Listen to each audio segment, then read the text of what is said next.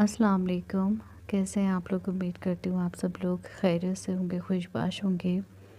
हाँ जी जनाब, आज हम आपके लिए रमज़े मोहब्बत की एपिसोड 41 लेकर हाज़िर हुए हैं। सब अच्छा रिस्पांस देंगे, लाइक शेयर कमेंट करेंगे। जिन्होंने सब्सक्राइब नहीं किया सब्सक्राइब करें, 350 लाइक और 130 कमेंट डन करें। आप लोग जब अच्छा रिस्पांस देते हैं तो आप यकीन करें मुझे काम करने में बहुत मज़ा आता है, और जब आप लोग ख़राब रिस्पांस देते हैं तो दिल बड़ा उदास हो जाता है। प्लीज़ सब अच्छा रिस्पांस दिया करें। आपका एक लाइक, आपका एक कमेंट मेरे लिए बहुत मायने रखता है, जैसा आप लोग मेरे लिए बहुत मायने रखते हैं। प्लीज़ मेरी खातिर सब बहुत अच्छा रिस्पांस दिया करें, क्योंकि मैं आप लोगों से बहुत प्यार करती हूँ।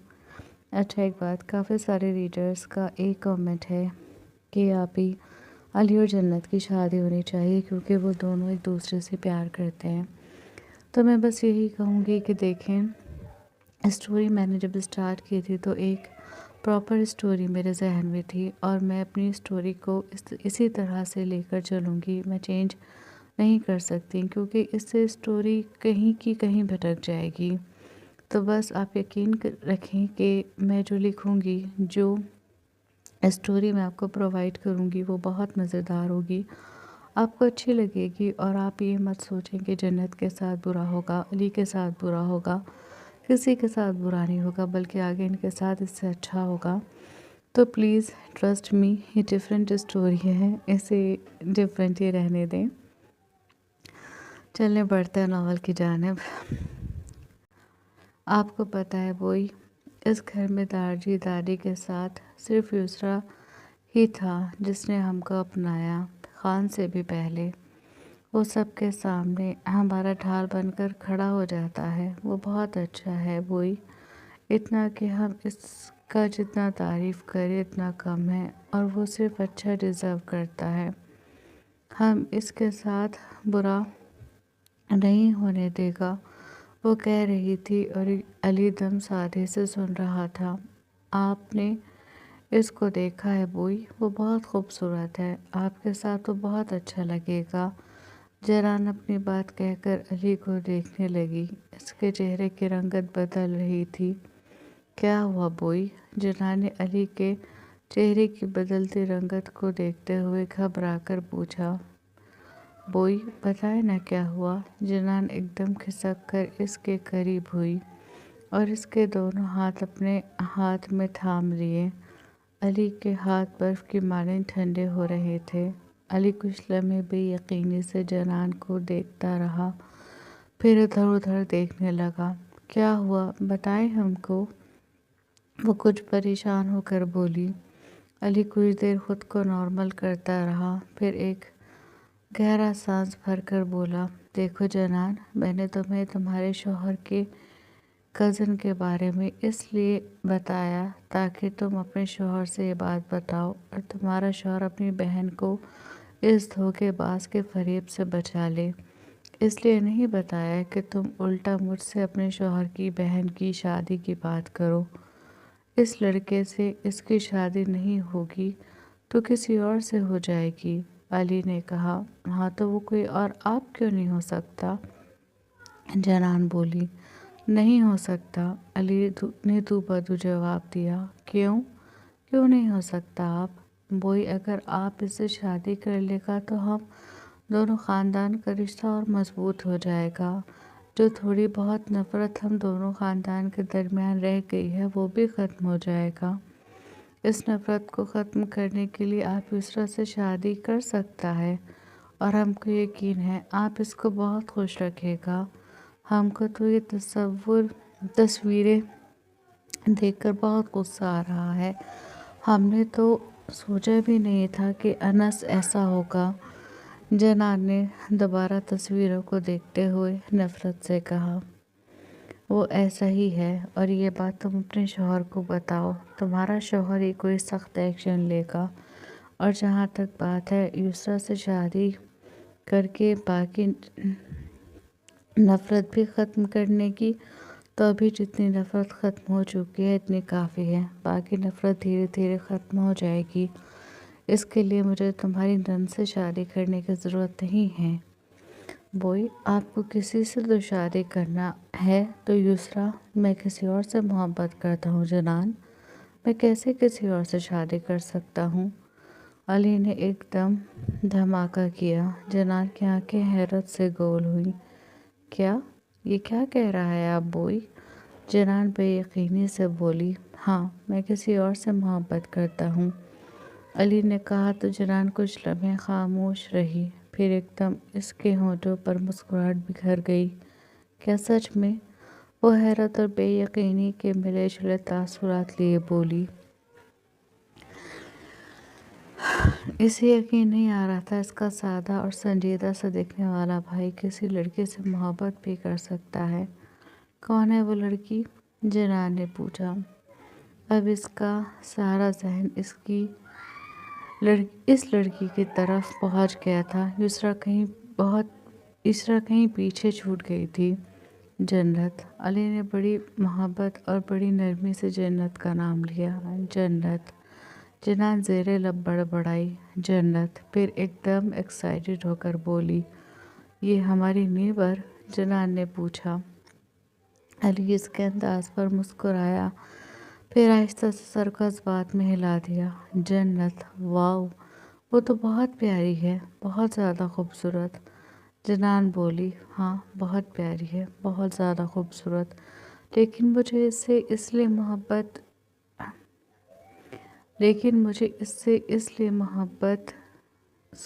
اس لیے دوبارہ لکھا گیا نہیں ہوئی کہ وہ بہت پیاری ہے، بہت زیادہ خوبصورت ہے۔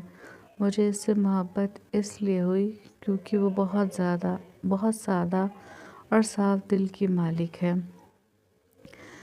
اس میں بناوٹ نہیں ہے، وہ دنیا کے چال چلن، دنیا کی چالاکیوں سے بہت دور ہے۔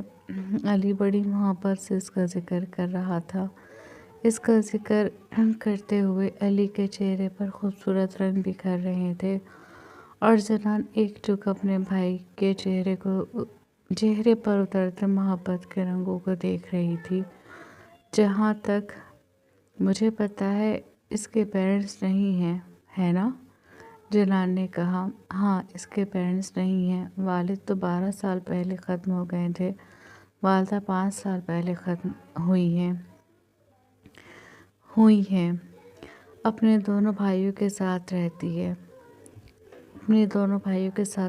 ہے وہ، کہیں پر ایک پرائیویٹ اسکول میں ٹیچنگ کرتی ہے، علی نے بتایا۔ آپ کو کب اس سے محبت ہوئی؟ جنان نے پوچھا۔ پتہ نہیں، علی نے مسکرا کر جواب دیا۔ یہ کیا بات ہوا؟ آپ کو محبت ہے لیکن آپ کو یہ نہیں پتا آپ کو محبت کب ہوا؟ وہ بولی۔ محبت تو ایک لمحے میں ہونے والا معجزہ ہے، اور وہ ظاہر لمحہ کب آپ کی زندگی میں آئے کچھ کہا نہیں جا سکتا۔ مجھے یاد ہی نہیں پڑتا کہ مجھے اس سے محبت کب ہوئی، بس جب میں نے اس سے اپنی محبت کا اقرار کیا تھا تو میں محبت میں اتنا آگے نکل چکا تھا کہ واپسی ناممکن تھی۔ آپ نے ہم کو تو کبھی نہیں بتایا، جنان نے روٹھے انداز میں بولی۔ میں تمہیں بتاتا، علی نے اس کے انداز پر مسکرا کر خود سے لگاتے ہوئے کہا۔ کب؟ جب جنت سے شادی کرتے اس دن؟ وہ اور ناراض ہو کر بولی۔ نہیں، اس سے پہلے، آخر تم ہی تو رشتہ لے کر جاؤ گی میرا، علی ہنس کر بولا۔ تو پھر ابھی چلیں؟ وہ ایکسائٹڈ ہو کر بولی۔ ابھی کب؟ علی نے حیرت سے اسے دیکھا۔ میرا مطلب ہے ابھی، ہم آیا ہوا ہے نا، 2-3 دن میں چلتا ہے آپ کا رشتہ لے کر، ہم کو یقین ہے ان کا بوئی نہیں کرے گا، جنان نے کہا۔ اگر کر دیا تو؟ علی نے پوچھا۔ جی نہیں کرے گا، ہمارا بوئی ہے ہی ایسا، کوئی انکار نہیں کر سکتا، جنان نے ایک دم علی کے چہرے کو اپنے ہاتھوں کے پیالوں میں لے کر کہا۔ اس کے لہجے میں، اس کے انداز میں اپنے بھائی کے لیے محبت ہی محبت تھی۔ ٹھیک ہے، چلے جانا، لیکن ابھی نہیں، ابھی مجھے جنت سے بات کرنی ہوگی، مجھے اور بابا کو بتانا ہوگا، اس کے بعد، علی نے پیار سے کہا۔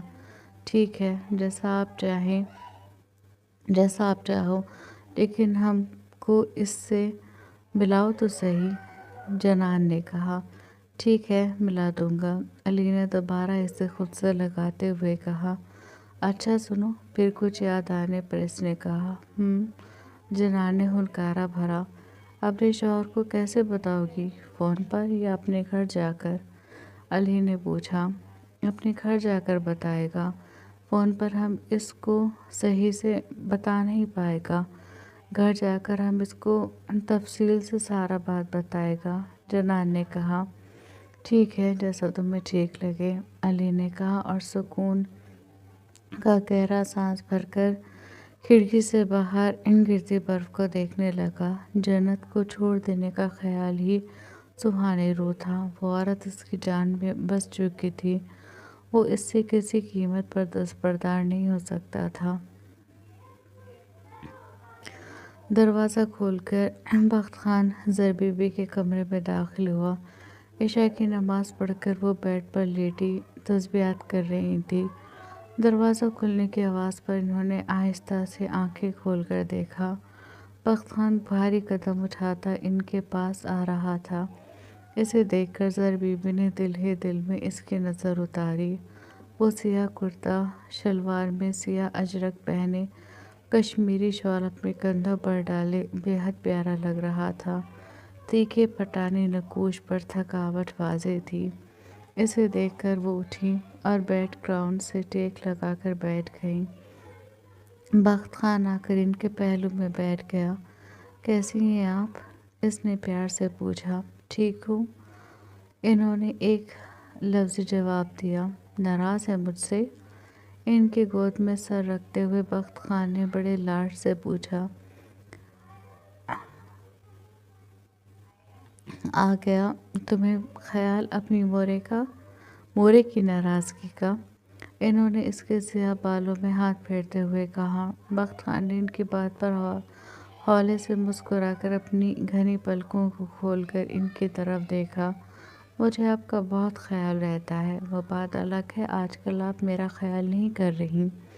کروٹ لے کر اپنے دونوں بازو ان کی کمر کے گرد باندھ کر ان کے پیٹ میں منہ چھپاتے ہوئے بچوں سے انداز میں ان سے لپٹتے ہوئے بخت خان نے کہا، شادی کے بعد اولاد بدل جاتی ہے، ماں باپ نہیں بدلتے میرے لال۔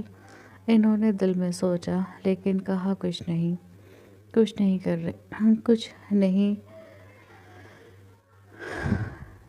کیوں نہیں کر رہی ہیں آپ میرا خیال؟ بخت خان نے یوں ہی پوچھا۔ کرتی تو ہوں میرے لال۔ انہوں نے پیار سے اس کی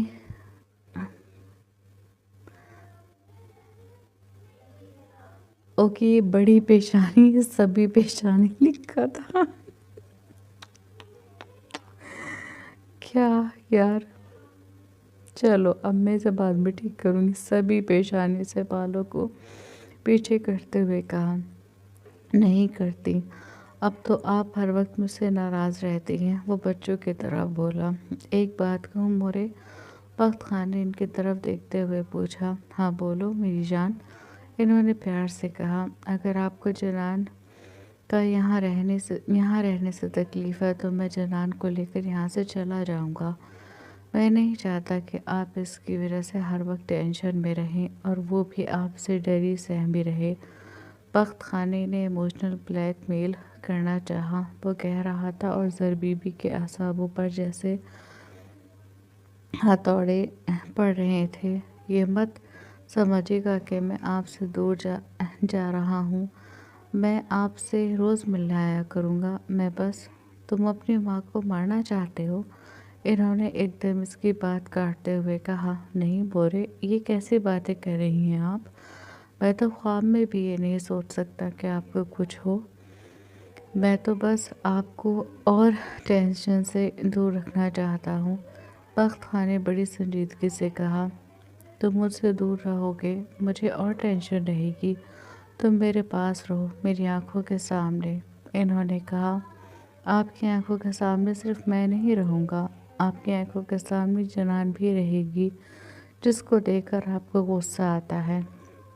بخت خان نے کہا، بخت خان کے کہنے پر کچھ لمحے وہ خاموش رہی، پھر اسی لمحے انہوں نے کچھ سوچا اور پھر بولی، وہ یہاں رہے گی، مجھے اس کے یہاں رہنے سے کوئی پریشانی نہیں ہے، لیکن ابھی اسے اس کے گھر رہنے دو، انہوں نے کہا۔ وہ جنان کو ایک لمحے کے لیے بھی بخت خان کے قریب برداشت نہیں کر سکتی تھی۔ دونوں کو ساتھ دیکھ کر ان کے خون میں آگ لگتی تھی۔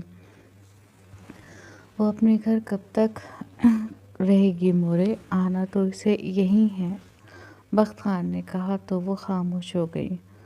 اب انہوں نے سوچ لیا تھا وہ غصے سے کوئی کام نہیں کریں گی، بلکہ ایسا کام کریں گی جس سے سانپ بھی مر جائے اور لاٹھی بھی نہ ٹوٹے۔ انہوں نے ہنکارا بھرا۔ بخت خان نے مسکرا کر ان کی طرف دیکھا، تبھی اس کا فون رنگ کرنے لگا۔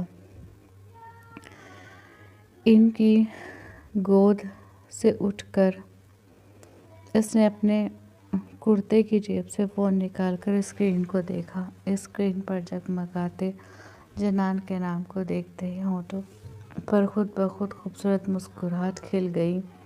زر بی بی نے بڑی گہری نظروں سے بخت خان کے ہونٹوں کی مسکراہٹ کو دیکھا تھا۔ وہ زر بی بی کے پاس سے اٹھا اور کمرے سے نکل گیا۔ اس کے اس طرح جانے پر زر بی بی غصے سے پیٹ و تاب کھا کر رہ گئیں۔ اب غصے سے نہیں، میٹھی مار مار کر تمہیں اپنے بیٹے کی زندگی سے نکال پھینکوں گی، انہوں نے دل میں تہیہ کیا۔ کیسی ہو؟ فون اٹھاتے ہی بخت خان نے پوچھا۔ ہاں بالکل ٹھیک ہے، تم بتاؤ تم کیسا ہے؟ اس کی آواز سن کر ہی جنان کے چہرے پر رونق آ جاتی تھی۔ میں بھی بالکل ٹھیک ہوں۔ کیا کر رہا تھا تم؟ جنان نے پوچھا۔ کچھ نہیں، مورے کے پاس بیٹھا تھا، بخت خان نے اپنے کمرے کی طرف جاتے ہوئے کہا۔ کھانا کھایا تم نے؟ جنان نے پوچھا۔ اس کے لہجے میں، اس کے انداز میں فکر تھی۔ بخت خان ہولے سے مسکرا دیا۔ ویسے ایک بات بتاؤ، اگر تمہیں میری اتنی ہی فکر ہے تو تم مجھے چھوڑ کر کیوں گئی؟ اپنے کمرے کا دروازہ کھولتے ہوئے بخت خان نے پوچھا۔ جواب میں جنان خاموش رہی۔ کیوں؟ کیا ہوا؟ زبان تالوں سے کیوں چپک گئی؟ جواب دو میری بات کا۔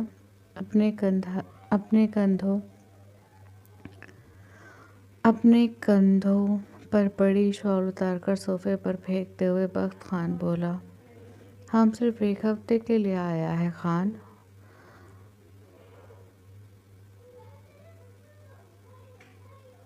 وہ منمنائی۔ اور یہ ایک ہفتہ مجھ پر ایک صدی کے برابر گزر رہا ہے۔ میں کیسے ایک ایک دن، ایک ایک رات تمہارے بغیر کاٹ رہا ہوں، تمہیں اندازہ ہے اس بات کا؟ اپنے بیڈ پر لیٹتے ہوئے اپنا دایاں ہاتھ اپنے سر کے نیچے رکھ کر اپنے دائیں پیر کو اپنے بائیں پیر پر رکھتے ہوئے بخت خان نے پوچھا۔ ہے؟ جنان کی بڑی دھیمی آواز بخت خان کی سماعتوں سے ٹکرائی۔ اس کی آواز میں اتنی مٹھاس تھی، اتنی معصومیت تھی کہ بخت خان کا دل اس کو دیکھنے کے لیے ہمکنے لگا۔ اس نے کان سے فون ہٹا کر آڈیو کال کو ویڈیو کال پر سوئچ کر دیا۔ بیپ کی آواز پر جنان نے کان سے فون ہٹا کر اسکرین کو دیکھا۔ بخت خان کی ویڈیو کال تھی۔ اسکرین کو دیکھ کر اس نے معزلہ کو دیکھا، جو بیڈ پر بیٹھی اپنے نوٹس بنا رہی تھی۔ کمرے میں سے جنان کے پھسپھساہٹ کی آواز آ رہی تھی، لیکن اب بالکل خاموشی ہونے پر اس نے جنان کی طرف دیکھا۔ وہ بڑی معصومیت سے اسے ہی دیکھ رہی تھی۔ Video call? معزلہ نے پوچھا۔ جنان نے معصومیت سے ہاں میں سر ہلا دیا۔ اوکے، کندھے اچکاتے ہوئے وہ بولی اور بیڈ سے اتر کر کمرے سے چلی گئی۔ جلدی بات کرنا، زیادہ چیپ مت ہو جانا، کہتے ہوئے وہ کمرے سے نکل گئی۔ اس کے کمرے سے نکلتے ہی جنان نے ویڈیو کال اٹھائی۔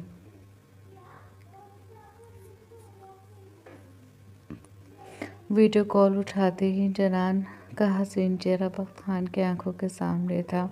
اسے دیکھتے ہی آنکھیں چمک اٹھی، ہونٹوں پر بکھرا تبسم اور گہرا ہو گیا۔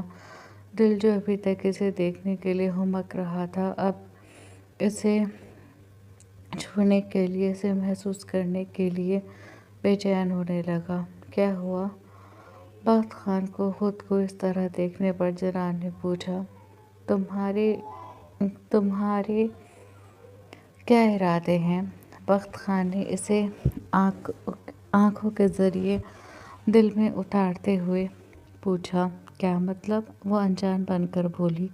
میں کل تمہیں لینے آ رہا ہوں، تیار رہنا۔ بخت خان نے اس کی بات کا جواب دیے بغیر کہا۔ کیا؟ خانے تم کیا کہہ رہا ہے؟ وہ پریشان ہو کر بولی۔ یار مجھ سے نہیں رہا جا رہا تمہارے بغیر مجھے اپنا کمرہ عجیب سا لگ رہا ہے، دل ہی نہیں لگ رہا۔ مجھے اپنے اس کمرے میں ایک پری کو دیکھنے کی عادت ہو گئی ہے، اب وہ پری نہیں ہے تو کمرہ عجیب لگ رہا ہے۔ بخت خان نے کہا تو اس کے پری کہنے پر جنان نے شرما کر اپنی نظریں جھکا لی۔ نظریں جھکانے سے کچھ نہیں ہوگا میڈم، مجھے میری بات کا جواب دو۔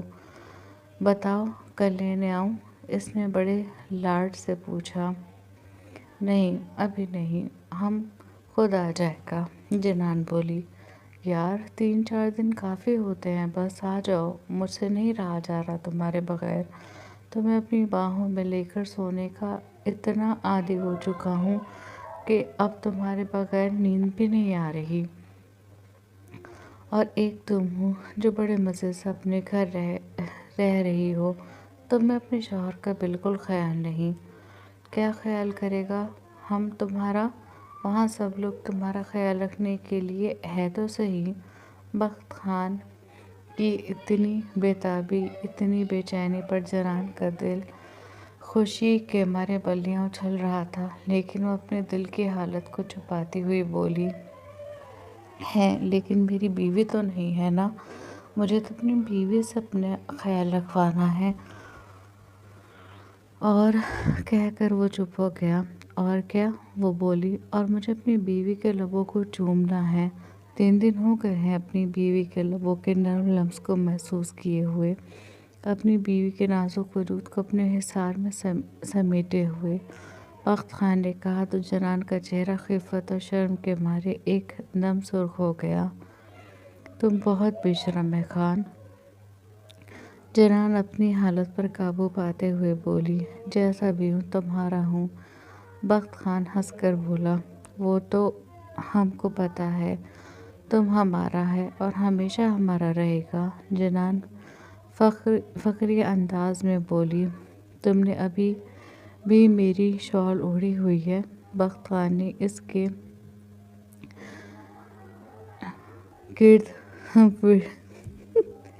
گرد لپٹی شال کو دیکھ کر کہا۔ ہاں، جنان نے شال پر محبت سے ہاتھ پھیرتے ہوئے کہا۔ کیوں؟ بخت خان نے دلچسپ نظروں سے اسے دیکھتے ہوئے پوچھا۔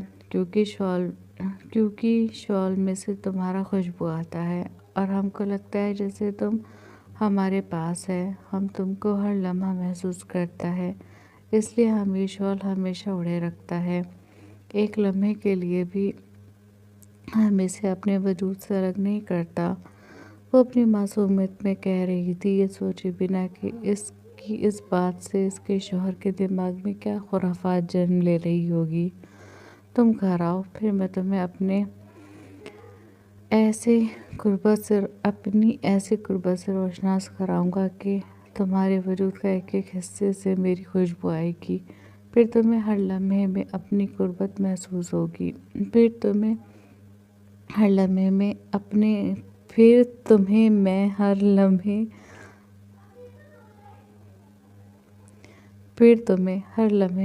قریب محسوس ہوں گا، تمہارے نازک وجود میں گھل کر تمہیں اس قدر اپنا بناؤں گا کہ تم مجھے اپنے وجود سے کبھی الگ نہیں کر پاؤ گی۔ بخت خان نے بے شرمی کے سارے ریکارڈ توڑتے ہوئے کہا تو جنان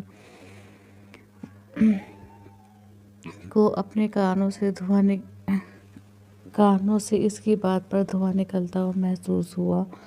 وہ بے یقینی سے بخت خان کو دیکھنے لگی۔ اس کی حالت دیکھتے بخت خان ہنسنے لگا۔ کیا ہوا؟ تمہاری طبیعت سے سٹی پٹی گم ہو گئی؟ کیا ہوگا جب میں اپنے کہے گئے الفاظوں پر عمل کروں گا؟ بخت خان نے اسکرین کو اور قریب کرتے ہوئے کہا تو جنان نے اپنا چہرہ اسکرین سے پیچھے کر لیا، ایسے جیسے اسے ڈر لگ رہا ہو کہ وہ اسکرین صحیح سے اپنے قریب نہ کھینچ لے۔ اگر تم اس طرح کا باتیں کرے گا نا خان تو ہم جلد واپس نہیں آئے گا، جنان اسے دھمکی دیتے ہوئے بولی۔ دھمکی؟ وہ بھی پولیس والے کو؟ اپنی جان پیاری نہیں ہے کیا؟ بخت خان نے اس کی معصوم سی دھمکی پر دل ہی دل میں محظوظ ہوتے ہوئے پوچھا۔ جان تو بہت پیارا ہے، لیکن یہ جو پولیس والا ہے نا، یہ دھمکی کے ہی قابل ہے، جنان نے بنا ڈرے جواب دیا۔ ہو سکتا ہے پولیس والا محبت کے قابل ہو، بخت خان نے دائیں آنکھ ونگ کر کے کہا تو جنان کی سانس حلق میں اٹک گئی۔ محبت کے نام پر وہ دم سادھے ایک ٹک بخت خان کو دیکھنے لگی۔ ایسے مت دیکھو، محبت ہو جائے گی، بخت خان نے اس کے دیکھنے پر مخمور لہجے میں کہا تو وہ ایک دم اپنی نظریں جھکا گئی۔ مجھے لگتا ہے وہ دن دور نہیں جب تمہیں مجھ سے محبت ہوگی، بخت خان نے کہا۔ اس کے نظریں اور جھک گئیں۔ چلو بعد میں بات کرتے ہیں، تم اپنی دھڑکتے دل کو سنبھالو، مجھے بھی کچھ ضروری کام ہے، اللہ حافظ۔ اس کی حالت دیکھتے ہوئے بخت خان نے جلدی فون رکھنا بہتر سمجھا، ورنہ اس کی معصوم بیوی تو یوں ہی شرم سے زمین میں گر جاتی۔ جنان نے بھی فون کاٹ کر گہرے گہرے سانس لے کر خود کو نارمل کیا۔ خان کو کیا ہو گیا ہے؟ یہ کیسا باتیں کرنے لگا ہے؟ اپنے دل کے مقام پر ہاتھ رکھ کر سہلاتے ہوئے وہ بڑبڑائی۔ پھر معذلہ کا خیال آتے ہی وہ کرسی سے اٹھی اور کمرے کا دروازہ کھول کر باہر اسے بلانے آ گئی۔ وہ بیچاری سیڑھیوں پر بیٹھی تھی۔ ہو گئی تمہارے شوہر سے بات؟ اس نے سیڑھیوں سے اٹھتے ہوئے پوچھا۔ جنان نے ہنکارا بھرا، چلو شکر ہے، ورنہ مجھے لگ رہا تھا آج رات میں نے یہیں بیٹھ کر گزارنی ہے۔ اپنی قمیض کو جھاڑتے ہوئے اس نے کہا اور اندر کمرے میں آ گئی۔ جنان بھی اس کے پیچھے پیچھے کمرے میں آ گئی اور وہ بیڈ پر خاموشی سے اپنی سائیڈ لیٹ گئی، جبکہ معذلہ اپنا کام کرتی رہی۔ تم ابھی سے سو رہی ہو؟ اس کو بلینکٹ میں منہ چھپائے دیکھ کر معذلہ نے پوچھا۔ ہاں، ہم کو بہت تیز نیند آ رہا ہے، جنان نے جواب دیا۔ چلو ٹھیک ہے، سو جاؤ، ورنہ میں سوچ رہی تھی دونوں بہنیں باتیں کرتے۔ اس نے کہا، صبح میں کریں گے، ابھی ہم کو بہت نیند آ رہا ہے، جنان نے جواب دیا۔ وہ فی الحال کسی سے کوئی بات نہیں کرنا چاہتی تھی۔ بخت خان کی باتوں نے اس کے اعصاب خطا کیے ہوئے تھے۔ وہ شخص اتنا دور ہونے کے باوجود بھی اپنی بے باکی سے اس کے اعصاب خطا کرنے کا ہنر رکھتا تھا۔ فون رکھ کر بخت خان اپنے دوسرے کمرے میں کام کرنے کے لیے جا رہا تھا، لیکن اس سے پہلے اس نے سوچا کہ قہوہ بنا کر پی لے تاکہ فریش رہ کر اپنا کام کر سکے۔ یہ سوچ کر وہ اپنے دوسرے کمرے میں جانے کی بجائے نیچے کچن میں آ گیا۔ اب یہ اتفاق تھا یا انا اس پر نظر رکھے ہوئے تھی کہ اس کے کچن میں جانے کے کچھ سیکنڈ بعد ہی انا کچن میں آ گئی۔ ارے تم یہاں کیا کر رہے ہو؟ انا نے بخت خان کی چوڑی پشت کو دیکھتے ہوئے پوچھا تو بخت خان نے ایک دم پلٹ کر اس کی طرف دیکھا۔ میں قہوہ بنا رہا ہوں، تم بتاؤ تم یہاں کیا کر رہی ہو؟ بخت خان نے کیتلی کو برنر پر رکھتے ہوئے پوچھا۔ میں پانی لینے آئی تھی، اس نے اپنے ہاتھ میں پکڑی بوتل سامنے کرتے ہوئے کہا۔ بخت خان نے ہنکارا بھرا اور پلٹ کر پتیلی میں پانی ڈالنے لگا۔ تم ہٹو میں بنا دیتی ہوں قہوہ، انا نے اس کے قریب آ کر کہا۔ وہ جان بوجھ کر اس کے بہت قریب کھڑی ہوئی تھی۔ نہیں، میں بنا لوں گا، بخت خان نے اس سے کچھ دوری بناتے ہوئے کہا۔ اچھا لگے گا میرے ہوتے ہوئے تم قہوہ بناؤ؟ انا نے کچھ اس انداز میں کہا کہ بخت خان نے چونک کر اس کی طرف دیکھا۔ انا نے بھی اسی لمحے اس کی طرف دیکھا۔ بخت خان کی آنکھوں میں عجیب سا تاثر دیکھ کر وہ سٹ پٹا گئی۔ میرا مطلب ہے میں آ گئی ہوں تو میں بنا دیتی ہوں، اس نے ایک دم کہا۔ نہیں، کوئی ضرورت نہیں ہے، میں بنا لوں گا، تم پانی لے کر جاؤ، بخت خان نے کہا۔ بخت، کیا ہو گیا ہے؟ تم تو ایسے کہہ رہے ہو جیسے اس سے پہلے میں نے کبھی تمہیں قہوہ بنا کر نہیں دیا۔ انا نے ایک ہاتھ پلیٹ فارم پر رکھ کر اس کی طرف مڑتے ہوئے کہا، لہجے میں کچھ افسوس تھا جسے اس نے جان بوجھ کر اپنے لہجے میں سمایا تھا۔ نہیں، ایسی کوئی بات نہیں ہے، بخت خان نے کہا۔ دیکھ رہی ہوں تم کافی بدل گئے ہو، انا نے براہ راست اس کی آنکھوں میں دیکھتے ہوئے کہا تو بخت خان نے سوالیہ نظروں سے اس کی طرف دیکھا۔ کیا مطلب ہے تمہاری اس بات کا؟ بخت خان نے پوچھا۔ مطلب یہ کہ تم کافی بدل گئے ہو جب سے وہ عورت اس گھر میں آئی ہے، تم ہم سب سے کٹ کر رہ گئے ہو، پہلے جیسے تم میں کوئی بات نہیں رہی۔ مجھے سمجھ میں نہیں آتا تم اس عورت کے پیچھے خود کو زبردستی تم اس عورت کے پیچھے جس کو زبردستی تم پر مسلط کیا گیا ہے ہم سب کو فراموش کر سکتے ہو؟ ہم سب تمہارے اپنے ہیں، لیکن وہ عورت میری بیوی ہے، میری سب سے زیادہ اپنی۔ بخت خان نے ایک دم اس کی بات کو بیچ میں کاٹ کر ایک ایک لفظ پر زور دے کر کہا۔ بخت خان کے کہنے پر وہ اب مبہم سا مسکرائی۔ بیوی؟ وہی جو کسی اور کی بیوی بننے والی تھی، جو ہاتھوں پر مہندی لگائے روسی لباس پہنے کسی اور کا انتظار کر رہی تھی، جس کی آنکھوں میں کسی اور کے خواب سجے ہوئے تھے، دل میں کسی اور کا ارمان تھا، وہی بیوی؟ انا نے بخت خان کی سی آنکھوں میں جھانکتے ہوئے پوچھا۔ مجھے سمجھ میں نہیں آتا، تم تو کسی کی چھوئی ہوئی چیز بھی چھونا پسند نہیں کرتے تھے، پھر کسی اور کی ہونے والی بیوی کو اپنی بیوی کیسے بنا لیا؟ مطلب میں حیران ہوں، دارجی نے ایک بار بھی تمہارے بارے میں نہیں سوچا، ایک ایسی لڑکی کو جو کسی اور کی ہونے والی تھی، اسے تم پر مسلط کر دیا۔ افسوس ہوتا ہے کبھی کبھی مجھے تمہیں دیکھ کر، تم تو بہترین ڈیزرو کرتے تھے اور تمہیں ملا کیا؟ میں تو کہنا کیا چاہتی ہو تم؟ صاف صاف کہو، بخت خان نے اس کی بات کو بیچ میں کاٹ کر کہا۔ لہجہ حد سے زیادہ سنجیدہ تھا۔ میں کہنا چاہتی ہوں کہ وہ دشمن خاندان کی بیٹی ہے، اس پر آنکھ بند کر کے یقین مت کرنا، ہو سکتا ہے اس کے معصوم چہرے کے پیچھے مکروہ چہرہ چھپا ہو سکتا ہے وہ تمہیں کوئی نقصان پہنچائے، انا نے کہا۔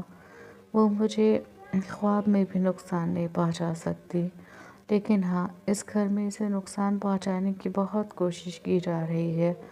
تمہیں یاد ہوگا یسرا کی انگیجمنٹ پر اس کا ہاتھ جلا تھا، اس مہندی میں جو اس کے ہاتھ پر لگی تھی، اس میں کسی نے ایسڈ ملایا تھا، بخت خان نے کہا تو انا کے چہرے کا رنگ بدل گیا۔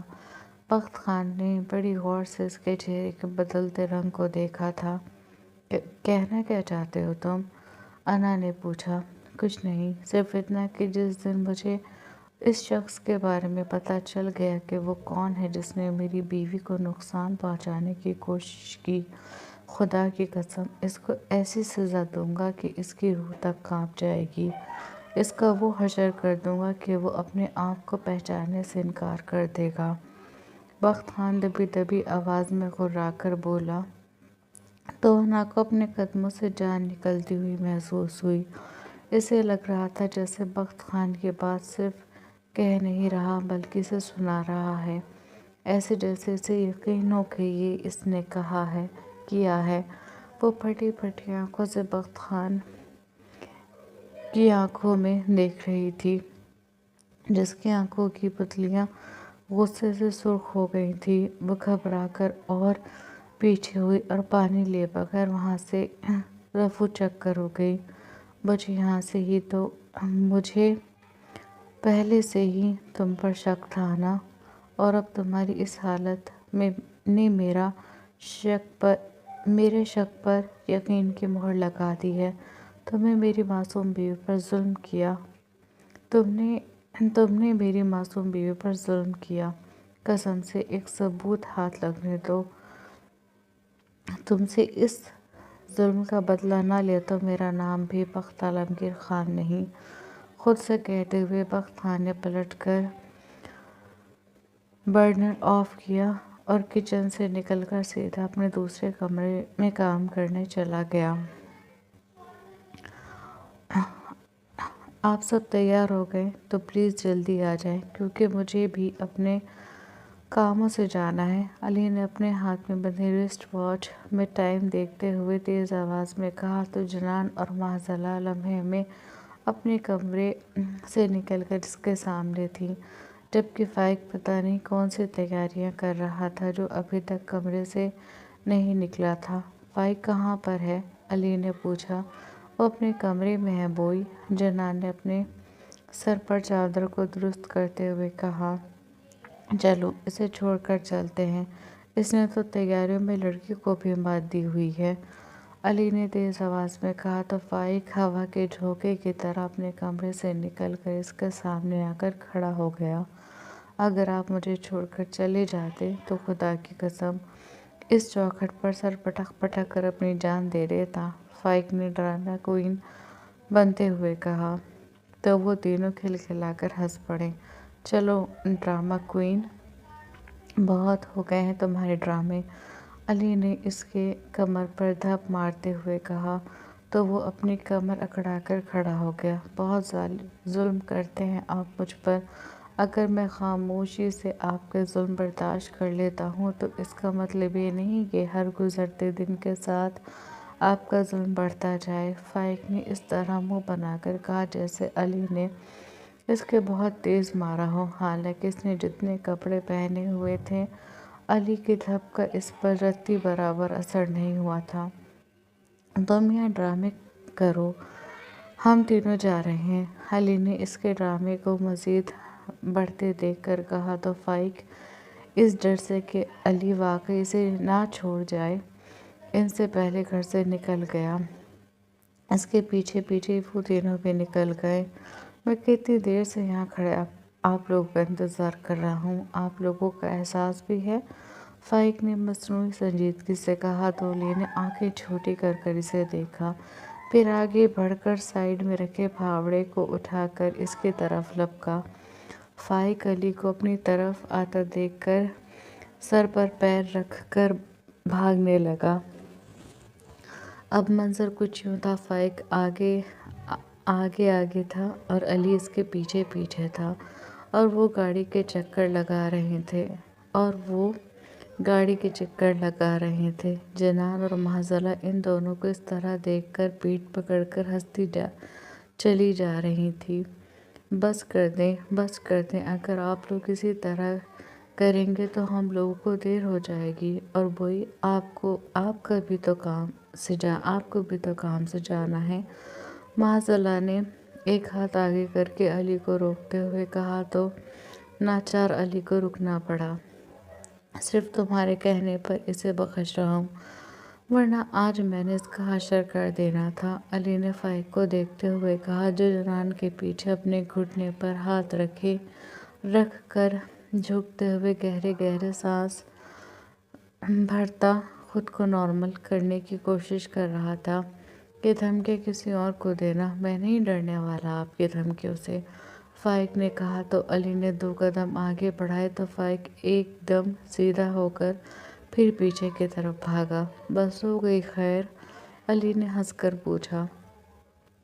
بوئی چلیں، ہم کو ٹھنڈ لگ رہا ہے، جنان نے کہا تو علی نے ایک دم اس کی طرف دیکھا۔ وہ اپنے دونوں ہاتھ بازو پر رکھے اپنے بازو کو سہلا رہی تھی۔ چلو میری جان، کہتے ہوئے اس نے گاڑی کا پچھلا دروازہ کھولا۔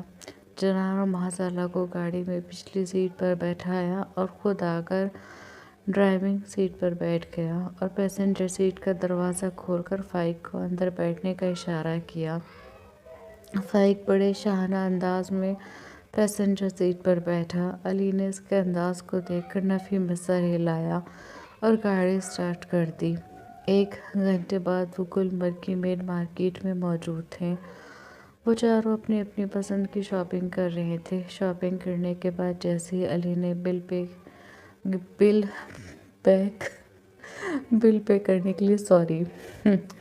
پے کرنے کے لیے اپنا کارڈ نکالا، اسی وقت جنان نے اپنے ہینڈ بیگ سے اپنا کارڈ نکال کر اس کا آگے کر دیا۔ علی نے سوالیہ نظروں سے اس کی طرف دیکھا۔ یہ کیا ہے؟ اس نے پوچھا۔ یہ ATM کارڈ ہے، جنان نے معصومیت سے کہا۔ وہ تو مجھے بھی پتہ ہے، لیکن یہ ہے کس کا؟ علی نے پوچھا۔ خان کا ہے، اس نے آتے ہوئے ہم کو دیا تھا اور کہا تھا کہ ہمیں جو لینا ہوگا ہم اس کے پیسوں سے لے گا، اس نے بتایا تو علی کے ہونٹوں پر مسکراہٹ ٹوٹ آئی۔ بڑا پیسے والا ہے تمہارا شوہر، اس نے کہا۔ پیسے والے کا تو پتہ نہیں، لیکن اس کو پتہ ہے ہم اس کا ذمہ داری ہیں اور وہ اپنی ہر ذمہ داری پوری کرنا جانتا ہے، جنان نے کہا۔ اس کے لہجے میں بخت خان کے لیے فخر ہی فخر تھا۔ میں تمہارا بوئی ہوں، میری بھی کچھ ذمہ داریاں ہیں، اپنے شوہر سے کہنا وہ اپنی ذمہ داریاں اپنے ساتھ پوری کرے۔ کہتے ہوئے علی نے اس کے ہاتھ سے کارڈ لیا اور دوبارہ اس کے ہینڈ بیگ میں ڈال دیا۔ جنان محبت سے اپنے بوئی کو دیکھنے لگی۔ علی نے سب کی شاپنگ کا بل پے کیا اور شو روم سے باہر نکل گئے۔ ان کا ارادہ اب کسی اچھے سے ریسٹورنٹ میں جا کر لنچ کرنے کا تھا۔ اب وہ چاروں پارکنگ کی طرف جا رہے تھے کہ ایک آواز پر ان چاروں کے آگے بڑھتے قدم رک گئے۔ چاروں نے ایک ساتھ پلٹ کر دیکھا اور چاروں کے چہرے کے زاویے بدل گئے، جبکہ جنان کے چہرے پر خوف طاری ہو گیا۔ سامنے عمار کھڑا تھا، جنان کا سابقہ منگیتر۔ اسے دیکھ کر جنان ایک دم علی کے پاس آئی اور علی کے بازو کو کس کے پکڑ لیا۔ اس کے ہاتھ کب آ رہے تھے۔ علی نے ایک دم اس کی طرف دیکھا اور اپنا ایک بازو اس کے گرد حمائل کر کے اسے خود سے لگا لیا اور پھر غصے اور نفرت سے اسے دیکھنے لگا، جس کی ایک نظر جنان پر تھی۔ اس کی نظر جنان کو اپنے وجود کے آر پار ہوتی محسوس ہو رہی تھی۔ اسے اس شخص سے اس وقت بے تحاشا خوف آ رہا تھا۔ جاری ہے۔